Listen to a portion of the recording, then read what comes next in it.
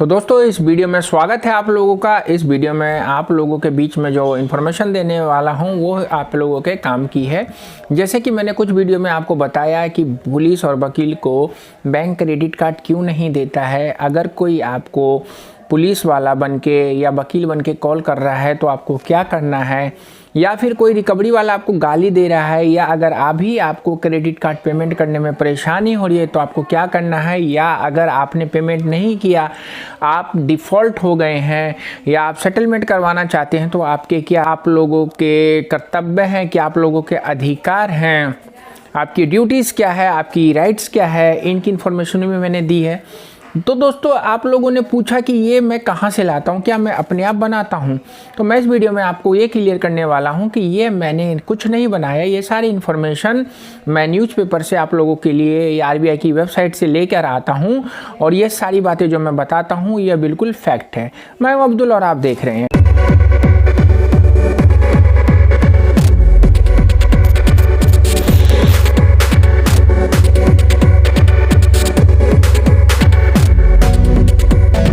दोस्तों कैसे हो आप। ठंड बढ़ चुकी है। ठंड में आप लोग अपने शरीर को एक्टिव रखिए ताकि आप लोगों के साथ कोई शारीरिक कमजोरी ना हो। तो दोस्तों आज मैं बात करने जा रहा हूं कि अगर आपको कोई बंदा रिकवरी वाला परेशान कर रहा है, कोई आपको आके घर पे दिक्कत दे रहा है, तो आप क्या कर सकते हैं। सरकार इसमें क्या कर रही है, सरकार ने क्या कहा है। तो दोस्तों आरबीआई की चलाने के लिए वित्त मंत्री और वित्त राज्य मंत्री होता है, आपको पता ही होगा। जैसे कि हमारी वित्त मंत्री निर्मला सीतारमण है, और अभी हमारे जो वित्त राज्य मंत्री हैं श्री अनुराग सिंह ठाकुर जी हैं। तो उन्होंने सदन में क्या कहा था वो सारी इन्फॉर्मेशन आपको मैं बताने जा रहा हूं। तो अगर आप लोगों को कोई क्रेडिट कार्ड वाला धमका रहा है, आपको परेशान कर रहा है, आपके पड़ोसी को फ़ोन कर रहा है, आपके रिश्तेदारों को फ़ोन कर रहा है, आपके गाँव में फ़ोन कर रहा है, तो आपके राइट्स क्या हैं और आपकी ड्यूटीज क्या है, यह सारी बात इस वीडियो में आपको पता चलेगी। तो दोस्तों अगर आप क्रेडिट कार्ड या पर्सनल लोन से रिलेटिव इश्यू में फंस चुके हैं इस कोविड-19 में, तो आपको घबराने की ज़रूरत नहीं है, क्योंकि कोई भी रिकवरी बैंक जो रिकवरी करवाता है वो आरबीआई के अंतर्गत करवाता है, और आरबीआई को सरकार चलाता है, और जो सरकार सदन में बोलता है वो बात झूठ नहीं हो सकती, क्योंकि सदन में जो कार्रवाई होती है वो कानून होता है और सारा काम कानून के अंतर्गत ही होता है। तो दोस्तों मैं आज आपको 2019 में कोविड से पहले सदन में अनुराग ठाकुर जी ने जो कहा था वो सारा आर्टिकल मैं इकोनॉमिक टाइम में आया था, और उसके फुटेज के बिहाफ पे मैं आपको इन्फॉर्मेशन देने वाला हूं। तो चलिए कंप्यूटर स्क्रीन पे चलते हैं, और जो जो रूल्स रेगुलेशन है वहां पे पढ़ते हुए आपको वहीं पे हम इन्फॉर्मेशन देते हैं। तो दोस्तों जैसा मैं आप लोगों को बताता रहता हूं कि आप लोगों को डरने और घबराने की ज़रूरत नहीं है। देखिए सारी चीज़ें मनगढ़ंत नहीं होती है, कहीं ना कहीं से कोई ना कोई न्यूज़ होती है, वहीं से मैं आप लोगों को बताता हूँ। जैसे कि आप लोग को कोई बाउंसर या ज़बरदस्ती वसूली वाले आपको बैंकर या वकील या पुलिस बनकर जो कॉल करते हैं, आरबीआई के लोन जो ये जुलाई देखिए 1/2019 की खबर है। अपने वित्त राज्य मंत्री, अभी केंद्रीय वित्त राज्य मंत्री अनुराग ठाकुर ने सदन में जानकारी दी थी कि लोन की वसूली के लिए बाउंसर का इस्तेमाल नहीं कर सकते बैंक। तो बाउंसर का मतलब ये नहीं होता कि मारपिटाई करने वाले होते हैं, जो आपको माइल्डली ट्रीट करते हैं, माइल्डली हरेसमेंट करते हैं, वो भी एक तरीके से बाउंसर ही होते हैं। तो आपको उनसे घबराने की ज़रूरत नहीं है। जैसा कि उन्होंने कहा था कि ग्राहकों से बैंक जबरन वसूली की प्रक्रिया नहीं कर सकता है, इसके लिए ग्राहक से बैंक जबरन लोगों की लोन वसूली नहीं कर सकता है, न ही इसके लिए वही बाउंसर रख सकते हैं। केंद्रीय वित्त मंत्री राज्य मंत्री अनुराग सिंह ठाकुर ने ये कहा था। और अनुराग सिंह ने यह बताया था कि रिकवरी एजेंटों को नियुक्त करने को लेकर भारतीय रिजर्व बैंक के स्पष्ट दिशा निर्देश हैं। जैसा कि आप लोगों को मैं बार बार बोलता हूं, लिंक भी आपको डिस्क्रिप्शन में आप लोगों को दे दिया हूं। अब जाके देखिएगा कि आरबीआई की गाइडलाइन क्या है। इनकी नियुक्ति पुलिस वेरिफिकेशन और अन्य सभी जरूरी औपचारिकताओं पूरी करने के बाद ही हो सकती है। लेकिन ऐसा होता है क्या, आपके पास जो बंदा आता है क्या उसके पास आईडी होती है, क्या बैंक का उसके पास कुछ होता है, क्या वो पढ़ा लिखा है? नहीं, ऐसा कुछ नहीं होता है। प्रश्नकाल के दौरान उन्होंने सदन को बताया किसी को भी जोर जबरदस्ती से लोन वसूल करने की शक्ति नहीं दी गई है, न ही इसके लिए वे बाउंसर और पहलवान रख सकते हैं। तो फिर आप लोग इस बात को लेकर क्यों घबराते हैं कि आपके घर पे आके कोई आपसे ज़बरदस्ती वसूली कर सकता है। गाइडलाइन में साफ लिखा हुआ है कि अगर आप क्रेडिट कार्ड या लोन में डिफ़ॉल्ट होते हैं पर्सनल लोन में, तो आपका केवल सिविल ख़राब हो सकता है और कुछ नहीं हो सकता है। अनुराग ठाकुर ने यह भी कहा था कि आरबीआई ने इसे लेकर दिशा निर्देश जारी किए हैं। Guideline on fair practice code for lenders शीर्षक से इसे जारी किया गया है। आप लोग वेबसाइट पर भी जाके आरबीआई की देख सकते हैं और मैं डिस्क्रिप्शन में आप लोगों को लिंक दे दिया हूँ, आप पढ़ भी सकते हैं। सभी बैंकों के लिए मानना जरूरी है, चाहे वो बैंक हो चाहे एनबीएफसी। अब कोई स्पेशल आपके पास आ रहा है तो फिर वो आप देख लीजिए आपको कैसे उससे डील करना है, क्योंकि जो वकील कोर्ट कचहरी और ये बैंकर बन के जो आपको कॉल करते हैं वो वाकई वो बैंक वाले नहीं होते हैं। कि बैंक के तो रूल रेगुलेशन बहुत सख्त है ना।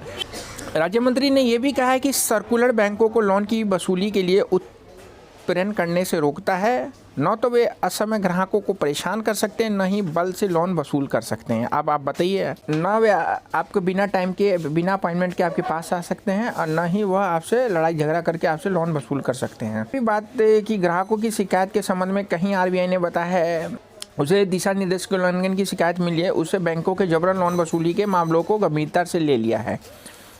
यानी कि अगर आपकी बातों को नहीं सुना जा रहा है तो फिर आरबीआई की वेबसाइट पर भी जाके आप शिकायत कर सकते हैं, जो कि अभी तक आप करते नहीं होंगे।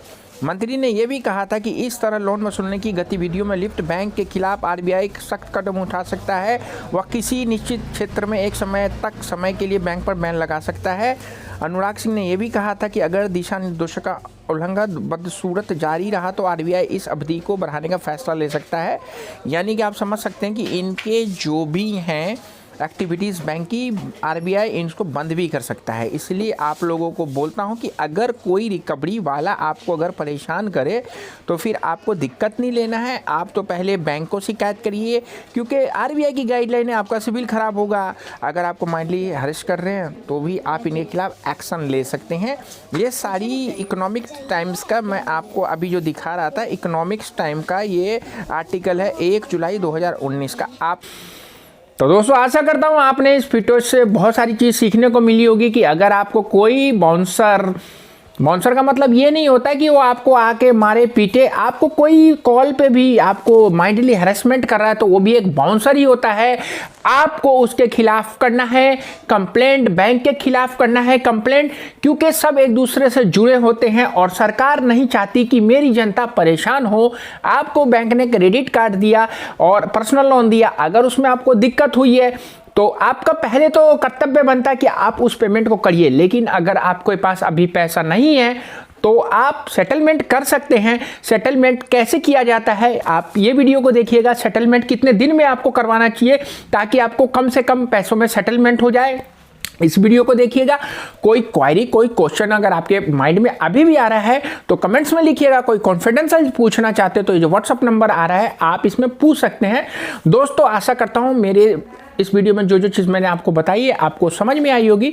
आप मेरे वीडियो पर नए थे तो प्लीज़ कर दीजिए चैनल को सब्सक्राइब, बेल बटन दबाइए ताकि हमारी आने वाली वीडियो सबसे पहले मिले, और वीडियो को दोस्तों के साथ शेयर करिएगा ताकि अगर वो क्रेडिट कार्ड या पर्सनल लोन के जाल में फंस के परेशान है, कोई गलत कदम उठाने की कोशिश कर रहा है, तो हो सकता है इस वीडियो को देखने के बाद उसमें जोश जुनून आए, काम करे और काम करने के बाद बैंक का पैसा दे दे। क्योंकि कोई भी बंदा अपने जीते जी किसी से अपनी बेइज्जती करवा के जीवन से नहीं जाना चाहता है। तो आप कमाइए, इकट्ठा करिए और बैंक को अभी फिलहाल सेटलमेंट करिए और एक लक्ष्य बना के, नया साल आ रहा है, आप बैंक के पैसों को एक एक पाई उतार दीजिए। लेकिन अगर आपको कोई धमका रहा है जबरदस्ती कोर्ट कचहरी का बन के, तो उसके खिलाफ तो आपको एक्शन लेना ही पड़ेगा। बुलाइए अपने घर पे, बैंकर है तो बात करिए। अगर बैंकर नहीं है, क्योंकि पैसा तो आपने बैंक से लिया है, तो वो कौन होते हैं आपसे पैसे मांगने वाले, करिए उनका स्वागत जूतों के साथ। तो मिलते हैं नेक्स्ट वीडियो में, तब तक रखिए सेहत का ख्याल। पढ़ने का शौक है, हमारी वेबसाइट है www.hktips.com। आइए ब्लॉग मिलेगा सारे टॉपिक पे, जिससे आपका ज्ञान बढ़ेगा। ज्ञान से ही अपने जीवन को आप संतुलित कर सकते हैं, क्योंकि ये जीवन बड़ा असंतुलित होता है, कभी उतार होता है, कभी चढ़ाव होता है, लेकिन ज्ञान होगा तो आप उसको बैलेंस बना के ज़िंदगी जी सकते हैं। फिर मिलते हैं नेक्स्ट वीडियो में, तब तक बाय बाय, सी यू।